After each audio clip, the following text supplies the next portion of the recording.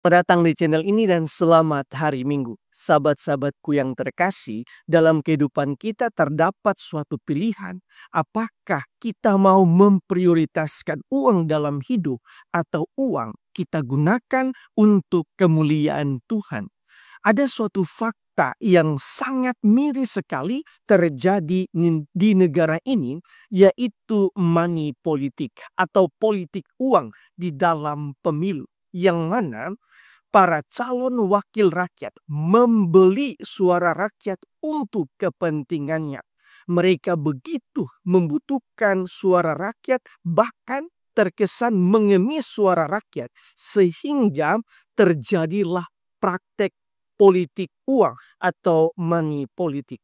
Namun mirisnya ialah ketika mereka sudah terpilih dengan sah, justru suara rakyat dalam arti aspirasi rakyat tidak didengarkan atau diabaikan. Suara rakyat mengantar mereka sampai ke puncak tertinggi hidup mereka. Tetapi ketika mereka sudah berada di ketinggian, mereka mengabaikan atau tidak mendengarkan suara atau aspirasi rakyat. Fakta ini hendak memperlihatkan bagaimana kecenderungan manusia, yaitu kita cenderung menggunakan atau memperalat orang lain demi kepentingan kita. Sehingga ketika kita sudah mencapai tujuan tertentu, kita akan mengabaikan orang tersebut. Di sini kita melihat bahwa uang menjadi prioritas untuk memenuhi kepentingan kita. Bacaan pertama hari ini berbicara tentang fakta di atas yang terkadang terjadi di negara kita ini. Penulis kitab Amsal mengatakan, "Dengarkanlah hai kamu yang menginjak-injak orang-orang miskin dan yang membinasakan orang sengsara di negeri ini."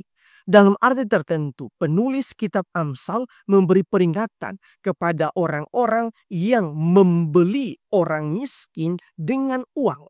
Di dalam bacaan kedua, Santo Paulus menegaskan bahwa kita harus memperhatikan keselamatan banyak orang.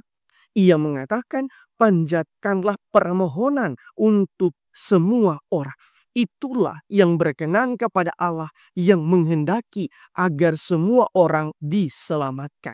Itu artinya di dalam hidup ini yang harus kita usahakan bukanlah ego kita, tetapi keselamatan semua orang. Kita akan sampai pada titik ini jika kita menjalankan perintah Yesus yang mana Yesus mengatakan di dalam bacaan Injil, yaitu kita tidak boleh mengabdi dua tuan, yaitu kepada Allah dan kepada Mamon.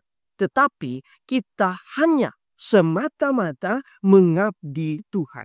Dengan demikian, kita akan sama seperti Tuhan sendiri, yaitu mengorbankan diri demi keselamatan atau kepentingan semua orang. Sahabat-sahabatku yang terkasih, berdasarkan bacaan-bacaan hari ini, marilah kita merenungkan sejumlah remah permenungan. Pertama, bacaan pertama mengingatkan kita untuk tidak boleh memperalat orang lain demi memperoleh apa yang kita ingini atau apa yang kita mau, atau kita memperalat orang lain demi kepentingan kita. Ini adalah suatu kejahatan, suatu bentuk kejahatan yang sering sekali kita lakukan tetapi kita tidak sadari. Mengapa? Karena kejahatan ini melibatkan ego kita sendiri. Sehingga kita tidak sadar bahwa kita sedang berbuat jahat. Dalam arti tertentu, kita sering memperalat atau mengorbankan orang lain hanya memuaskan ego kita atau kepentingan kita.